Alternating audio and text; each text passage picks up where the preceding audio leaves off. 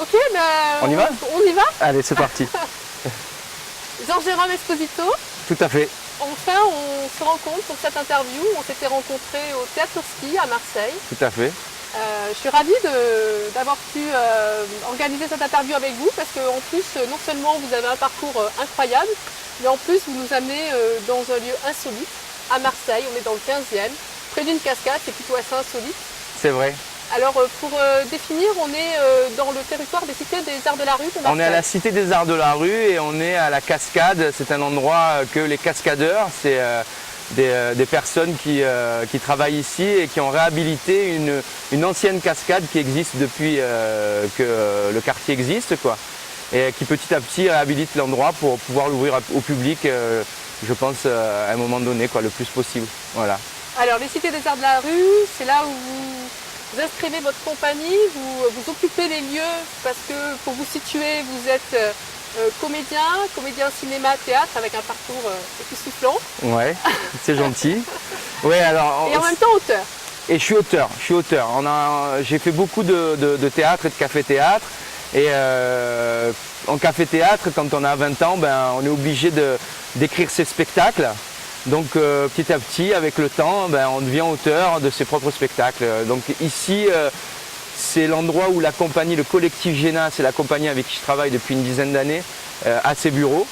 Et on est ici depuis, la compagnie est ici depuis un an et demi à la Cité des Arts de la Rue. Et voilà, on est dans ces lieux super insolites et super intéressants pour bosser, quoi. Voilà. Qu'est-ce qu'elle propose, votre compagnie? C'est une compagnie interne pour la création de spectacles dédiés à certains comédiens avec qui vous travaillez régulièrement ou pas? Ou est-ce que vous avez aussi des ateliers de théâtre pour le public? Alors, la grosse partie de notre travail, c'est créer, c'est faire du spectacle, c'est jouer nos spectacles un peu partout en France et même à l'étranger. Et là, il y a 2 ans, je suis parti faire une tournée en Algérie. Et le deuxième pendant de notre compagnie, ça fait une dizaine d'années qu'on est acteur dans les quartiers populaires de Marseille, les centres sociaux, les lycées, où on a aussi des cours entre guillemets loisirs et privés en dehors dans le quartier de l'Estac. Et on intervient auprès d'un public jeune, les jeunes des quartiers populaires, pour enseigner le théâtre d'improvisation. Mais pas que, on travaille aussi avec un rappeur qui s'appelle Mino et on travaille aussi sur l'écriture, on travaille aussi avec un entraîneur de boxe qui s'appelle Sida Mendouni et on travaille aussi sur la boxe anglaise et je travaille principalement avec une comédienne et metteuse en scène, Julie Lucaso, qui est aussi le metteur en scène de mon spectacle Récit de mon quartier. Et on forme tous ces jeunes au théâtre d'improvisation, voilà. Qu'est-ce que ça apporte l'improvisation pour les jeunes? Alors déjà, l'improvisation pour les jeunes, on n'arrive pas avec, quand on va donner un atelier, on n'arrive pas avec le théâtre avec un grand T. Parce que souvent ça met une distance, le théâtre avec un grand T. C'est quoi que vous appelez le théâtre avec un grand T? Le théâtre classique, le théâtre contemporain, mais qui n'est pas un phrasé habituel pour notre jeunesse.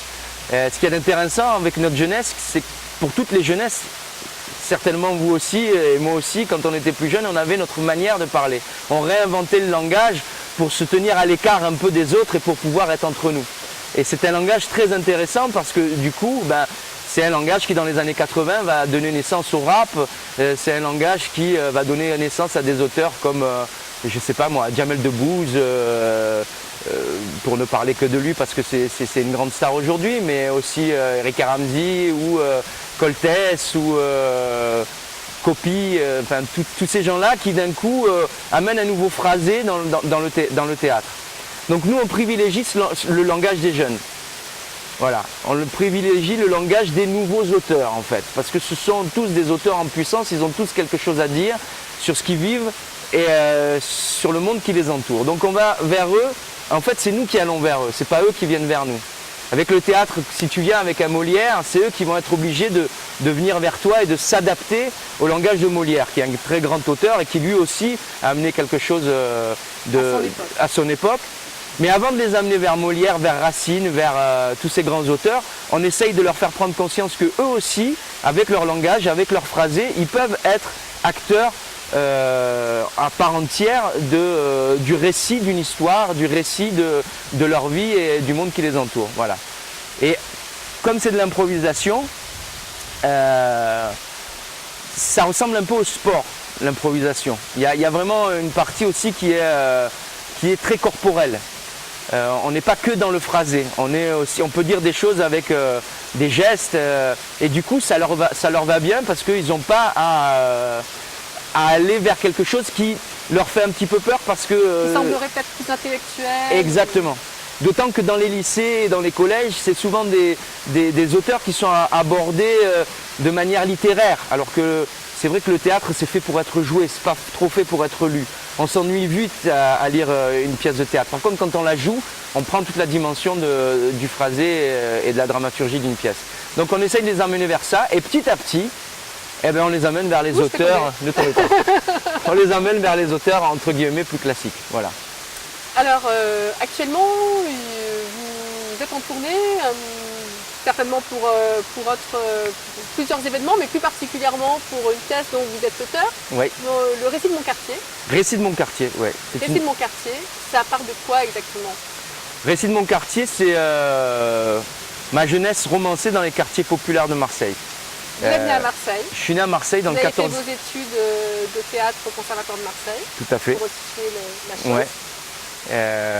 Il y a quelques années maintenant. Et en fait, donc c'est un spectacle qui retrace ma jeunesse, mon adolescence dans les quartiers populaires de Marseille. Je ne me regarde pas le nombril et j'en profite pour aborder certaines thématiques comme la rencontre de l'autre, comment quand on rencontre l'autre qui est différent de nous, on devient soi-même et on trouve son identité. Ça a l'air un peu pompeux comme ça, mais c'est très drôle. C'est un one-man show? C'est un one-man show. Je suis tout seul sur scène. C'est un faux one-man show parce que j'ai un décor, il y a de la machinerie, il y a de la vidéoprojection, mais je suis tout seul sur scène. Ouais. Et je joue à peu près une galerie de 20 personnages. Je joue les gens qui... de votre quartier? De mon quartier. Mes parents, mes voisins, mes profs, mes potes. Et je raconte l'histoire de ce... Je me prends de ma naissance jusqu'à la naissance de mon premier garçon. Et j'essaye de raconter, d'amener un témoignage, de dire quelle a été mon enfance aussi dans ces quartiers populaires qui sont souvent regardés un peu du coin de l'œil, un peu maladroitement, je trouve, par et les médias, sauf vous bien sûr, et notre classe politique. J'essaye de dire l'exact contraire de ce qu'on voit à la télé ou de ce qu'on peut entendre. Vous en êtes l'exemple même, si je peux me permettre, parce que vous êtes né donc dans le 14e et aujourd'hui vous faites du cinéma, vous faites du théâtre, reconnu nationalement et internationalement aussi puisque vous voyagez avec du spectacle. Ouais. Donc comment vous avez réussi à émerger de ce que l'on peut justement regarder du coin de l'œil? Comment j'ai réussi à émerger de ça? Ben, j'ai eu la chance d'avoir des personnes sur mon chemin qui m'ont ouvert des portes. Ouais. La première personne, ça a été un professeur de français au collège qui, sur ses heures de temps libre, nous donnait des cours de théâtre. On était une vingtaine de jeunes, de filles et de jeunes garçons à prendre des cours de théâtre avec une professeure de français au collège Albert Camus, un collège qui n'existe plus, qui a été remplacé par une école de police. Qui n'a rien à voir donc. Rien à voir. Mais voilà, on se retrouvait toutes les semaines à improviser, à écrire des histoires avec cette dame-là, qui nous a vraiment ouvert une porte. Nous a dit, voilà, on peut se comporter et on peut s'exprimer autrement dans l'enceinte même d'un établissement scolaire. Et ça nous a apporté énormément de choses, mais pas qu'à moi, même moi je suis devenu acteur et donc c'est directement lié. Ça a été ma première pique, quoi, mon premier hameçon. Mais tous les jeunes, on se revoit de temps en temps, on a gardé des contacts, je revois mes potes de collège et tout. Ça nous a tous ouvert une porte, ça nous a tous aidés à s'accepter un peu plus et à se comporter un peu plus détendu, un peu plus tranquillement face à notre chemin et aux divers métiers qu'on a pris ensuite tous ensemble, chacun de notre côté, quoi. Comment a été perçu l'art dans votre famille? Alors, dans ma famille, on aimait beaucoup l'art. J'entends par là le cinéma et la musique. Mes parents, mon père écoutait beaucoup d'opéra. Mais il écoutait beaucoup d'opéra parce que c'est une époque, mon père est né dans une époque où l'opéra était populaire. Donc il nous a transmis cet amour de l'opéra d'une manière très, très populaire, sans élitisme. Aujourd'hui, l'opéra s'est un peu récupéré par l'élite et ça s'est un peu, beaucoup même détaché du peuple. Donc, mais on y revient quand même. On y parce qu'il y a revient. des actions justement auprès des jeunes publics, auprès des... Tout à fait. Donc, je pense qu'aussi la machine, La machine tourne, elle oui. tourne aussi Oui. sur l'ensemble des arts en fait finalement. Carrément, ouais. Ben, je l'espère. Je l'espère. Et donc voilà, on aimait beaucoup l'opéra, on aimait beaucoup le cinéma. Mais il n'y a personne dans ma famille était artiste, était comédien. Donc ils étaient un petit peu inquiets au début parce que ils ne savaient pas comment j'allais m'en sortir. Maintenant ça va. Ça va. Maintenant ils doivent vous regarder avec un œil peut-être admiratif, non? Bah, ils sont heureux du parcours, ouais. Ils sont heureux, heureux de mon chemin et ouais, ils sont plutôt fiers. Ouais. Ils sont plutôt fiers. Alors vous avez commencé à 17 ans. Ouais. Comment on le vit, comment on le perçoit quand on est un adolescent en face d'adulte, quand les choses arrivent comme ça, finalement Alors j'en parle dans mon spectacle et je fais une métaphore autour de ça. J'ai pris une grosse gifle en fait. Ouais. J'ai pris une grosse claque. Moi j'étais un jeune de quartier, je faisais de la boxe, j'en fais toujours, de la boxe anglaise. J'allais à l'école et je me voyais prof de sport. C'est le métier que je voulais faire et ça aurait été un super métier d'ailleurs. Et puis en faisant du théâtre au collège, et ensuite je suis allé au lycée Saint-Exupéry, lycée Nord à Marseille, avec mes copains on a monté une troupe. Un jour débarque dans cette troupe un directeur de casting qui cherchait des jeunes pour un film, quoi. D'accord. Et puis voilà, j'ai passé une audition, ça a marché et dans le même temps, c'était en 1992, je fais dans le même été L'argent fait le bonheur, un film de Robert Guédiguian. D'accord. Et Un, deux, trois soleils, un film de Bertrand Blier. Et je me retrouve à côtoyer l'équipe de Robert Guédiguian. Et je me retrouve à côtoyer sur le film de Bertrand Blier Marcello Mastroianni pendant 15 jours. Waouh. Et en fait, voilà, ça a été une grosse claque parce que ce métier qui me paraissait si loin était là. Et j'ai eu la chance de tomber sur ces personnes-là qui venaient de milieux populaires, autant Marcello Mastroianni que l'équipe de Robert Guédiguian. Et d'un coup, je me suis dit, ben ouais, c'est possible. Ils ressemblent aux gens de mon quartier, ces gens-là.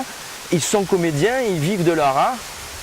Un est une star internationale, les autres commençaient à faire un parcours extraordinaire. Aujourd'hui, Robert Guédiguian, c'est le cinéaste français reconnu dans le monde entier pour tout l'ensemble de son œuvre. En plus, il a gardé toujours la même équipe, donc c'est vraiment très singulier et énorme ce qu'il fait dans le milieu du cinéma. D'ailleurs, généralement, on le voit, hein, les réalisateurs justement, qui sont reconnus travaillent généralement avec la même équipe. Est-ce que vous avez aussi cette tendance à retrouver les mêmes collègues, si on veut dire, cinématographiques ou théâtre? Au théâtre, j'ai une équipe soudée autour de moi. Je vous parlais tout à l'heure de Julie Lucaso. On s'est rencontrés au conservatoire et on travaille depuis le conservatoire ensemble. Elle est metteuse en scène et comédienne. J'ai Reda Benhassen qui est un partenaire. Au début de ma carrière, j'avais un spectacle qui s'appelait Gigi et Reda, qu'on a tourné dans la France entière, qu'on a joué au Point Virgule pendant 2 saisons. C'était un spectacle, une comédie. Et c'est vraiment ma garde rapprochée. Et puis après, on travaille avec des danseurs hip-hop, David Pagliaroli qui va être le metteur en scène de mon prochain spectacle, Mino qui est un jeune rappeur marseillais.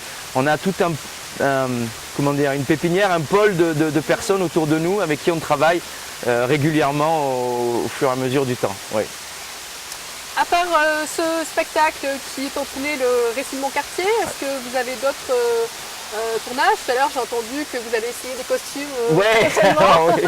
Alors, je démarre un tournage à partir du 3 mai jusqu'à fin juin, vers Bagnols-sur-Cèze. Ça s'appelle Pony. Et c'est l'histoire d'une jeune fille qui se lie d'amitié avec un petit poney. D'accord. Voilà, ça Et va donc être. vous allez jouer quel rôle? Je vais jouer le rôle d'un gendarme parce qu'à un moment donné, la jeune fille va avoir des soucis avec ce petit poney. Je peux pas trop en dire. Hein. Non, non. Mais je vais jouer le rôle d'un gendarme qui va essayer de la faire revenir à la raison autour de cette petite histoire autour du poney. Voilà. Indirectement, c'est ce que vous faites aussi chaque jour quand vous êtes justement dans ces ateliers auprès de ces jeunes. Vous aussi vous incitez peut-être à prendre le chemin de la raison, Ouais. de la bonne direction grâce au théâtre, grâce à la créativité, grâce à l'improvisation. Ouais, c'est ce qu'on essaye de faire. Ouais. C'est ce qu'on essaye de faire fortement. Comment dire? C'est délicat de parler de ça parce que c'est une science comment dire, délicate. Ouais, le fait de rentrer dans une salle avec des jeunes et d'essayer de leur ouvrir des portes. Mais oui, on essaye de faire ça et ça marche. Ça marche beaucoup même, ça marche bien. On commence à voir, ça fait 10 ans qu'on fait ça maintenant, donc on a des résultats assez probants, des jeunes qui rentrent dans des grandes écoles de théâtre, d'autres qui deviennent à leur tour animateurs sociaux dans les quartiers populaires et qui donnent des cours de théâtre, qui s'occupent d'autres jeunes. Donc ça c'est quelque chose qui ça nous rend fiers, ouais. Ça nous rend fiers parce qu'on voit que c'est pas simplement un atelier donné comme ça une année qui s'arrête au bout d'une année. C'est quelque chose qu'on construit et qui fonctionne, donc on est vraiment heureux de ça. Ouais. Ouais. Une dernière question, par curiosité, quand vous êtes sur la scène, toujours à propos du récit de mon quartier, vous dites que vous interprétez 20 personnages tout seul. Ouais. Comment vous faites pour passer d'un personnage à l'autre? Ah ben, il faut venir voir le spectacle. Non, il y a des techniques d'acteurs. J'ai fait beaucoup de commedia dell'arte et en fait, je me sers de techniques de comédia et de techniques de théâtre pour pouvoir aborder les personnages. J'ai eu la chance avant moi d'avoir des gens comme Cobert ou comme Coluche ou comme Desproges qui ont montré avec des techniques très singulières et très différentes comment raconter la vie tout seul sur scène et jouer plusieurs personnages. Donc voilà, j'ai eu la chance de voir leur spectacle, donc je m'en inspire. Et puis j'ai mon travail personnel pour amener ma petite originalité et mon petit grain de sel ou grain de sable plutôt à Marseille. Quoique le sel dans la mer. Ouais, ça marche, les deux marchent. D'amener ma petite pierre à l'édifice à comment jouer plusieurs personnages sur scène. Voilà. Merci infiniment. Merci. Merci de nous avoir fait découvrir ce lieu. Alors, il se trouve où exactement ce lieu? Alors, il se trouve, la Cité des Arts de la Rue, c'est de 225 chemin des Égalades. D'accord. C'est le grand carrefour aux Égalades. Voilà, c'est dans le 15e arrondissement. Voilà. Merci infiniment. Merci à vous, à bientôt. Je serai le 11 mai. Alors, il faut s'adresser au... Alors, je serai le 11 mai à Ansuès-la-Rodonne, au théâtre Le Cadran, à 20h30 avec Récit de mon quartier. N'hésitez pas à venir nombreux, je vous y attends. Merci. Merci à toi.